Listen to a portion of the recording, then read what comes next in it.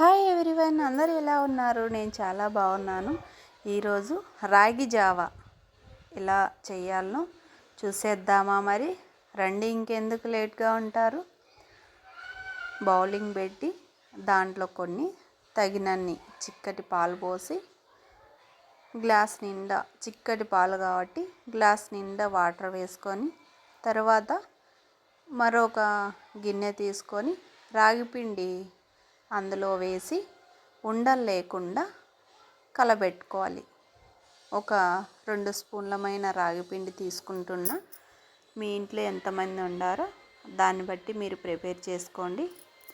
ఈ రాగిపిండి గర్భిణీ స్త్రీకి లోపల ఉన్న పిండం అయితే చాలా బోన్స్ అనేటి చాలా గట్టి పడతాయండి. ఈ రాగి పిండితో చేయడము, అందులో షుగర్ లేకుండా బెల్లం వేసి చేసుకుంటే చాలా, చక్కెర కన్నా బెల్లము చాలా టేస్టీగా ఉంటుంది. అంతేకాదండి, మన బ్లడ్లో ఏదన్నా ఇన్ఫెక్షన్ ఉన్నా కానీ శుద్ధి చేయడానికి కూడా ఈ బెల్లం అనేది యూజ్ అవుతుంది. అందులో కొద్దిగా నీళ్ళు పోసుకొని ఉండలు లేకుండా బాగా కలబెట్టాలండి. గర్భిణీ స్త్రీలు ప్రతిరోజు తప్పకుండా తీసుకుంటే మిల్క్లో కాల్షియం ఉంటుంది. అంతేకాకుండా ఈ రాగిలో కూడా చాలా పోషక విలువలు అనేటివి ఉంటాయి. ఇలా పాలు బాగా మరిగిన తర్వాత ఉండలు లేకుండా కలబెట్టుకున్న రాగి పిండిని అందులో వేసి బాగా ఉడికించుకుంటూ, కలబెట్టుకుంటూ, గడ్డలు కట్టకుండా నిదానంగా లో ఫ్లేమ్లో పెట్టి గడ్డలు కట్టకుండా కలబెట్టుకోవాలండి.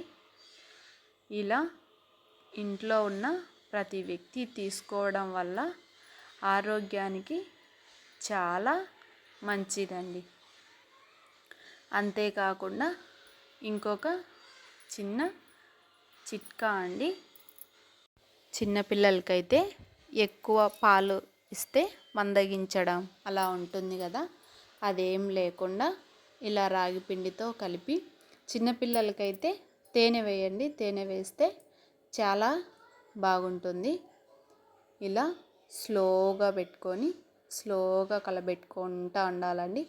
ఒక 5 మినిట్స్ తర్వాత బాగా రాగి జావ అనేది దగ్గర పడుతుంది. మొత్తం రాగి పిండి అంతా ఉడికిన తర్వాత దగ్గర అవుతుంది. అలా దగ్గర అయినప్పుడు దించేసుకోవాలి. దించేసుకొని ఒక కప్పులో పోసేసుకొని తీసుకోవడం. ఈ వీడియో నచ్చినట్లయితే ప్లీజ్ సబ్స్క్రైబ్ చేయండి.